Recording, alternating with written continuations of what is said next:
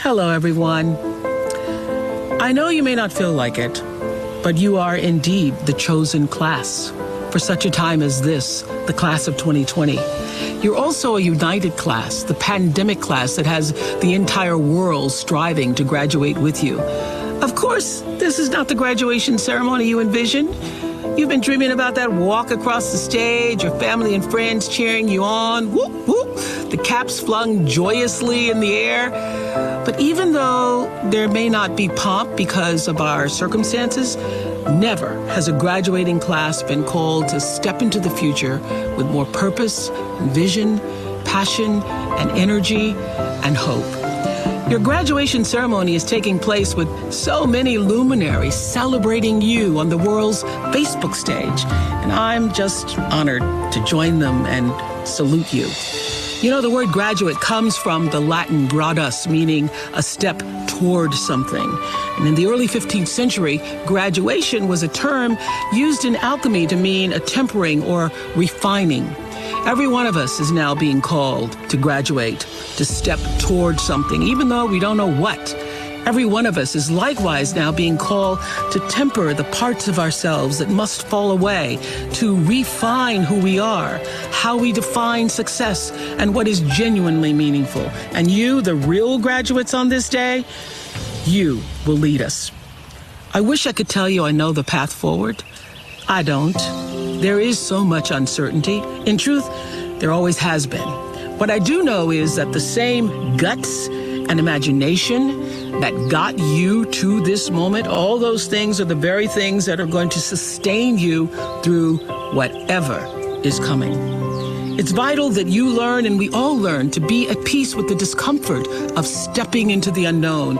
It's really okay to not have all the answers. The answers will come for sure if you can accept not knowing long enough to get still and stay still long enough for new thoughts to take root in your more quiet, deeper, truer self. The noise of the world drowns out the sound of you. You have to get still to listen. So can you use this disorder that COVID-19 has wrought? Can you treat it as an uninvited guest that's come into our midst to reorder our way of being? Can you, the class of 2020, show us not how to put the pieces back together again, but how to create a new and more evolved normal, a world more just, kind, beautiful, tender, luminous, creative, whole? We need you to do this, because the pandemic has illuminated the vast systemic inequities that have defined life for too many for too long. For poor communities without adequate access to health care, inequality is a pre-existing condition. For immigrant communities forced to hide in the shadows, inequality is a pre-existing condition. For incarcerated people with no ability to social distance, inequality is a pre-existing condition. For every person burdened by bias and bigotry, for every black man and woman living in their American skin, fearful to even go for a jog, inequality is a pre-existing condition. You have the power to stand for, to fight for, and vote for healthier conditions that will create a healthier society. This moment is your invitation to use your education to begin to heal our afflictions by applying the best of what you've learned in your head and felt in your heart. This moment has shown us what Dr. King tried to tell us decades ago. He understood that we are caught in an inescapable network of mutuality, tied into a single garment of destiny. That's what he said. Whatever affects one directly affects all indirectly. If humanity is a global body, every soul is a cell in that body. And we are being challenged as never before to keep the global body healthy by keeping ourselves healthy in mind, in body, and spirit. As all the traditions affirm, the deepest self-care is at once caring for the human family. And we see this so clearly with essential workers. Look who turns out to be essential.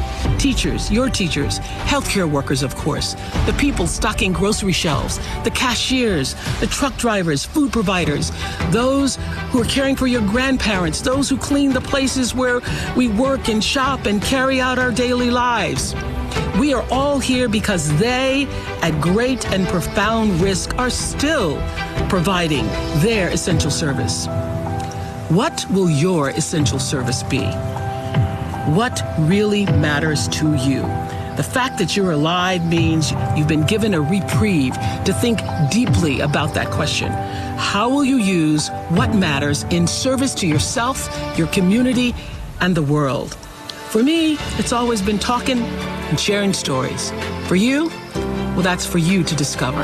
And my hope is that you will harness your education, your creativity, and your valor, your voice, your vote, reflecting on all that you've witnessed and hungered for, all that you know to be true, and use it to create more equity, more justice, and more joy in the world. To be the class that commenced a new way forward, the class of 2020. Bravo. Brava, brava, brava.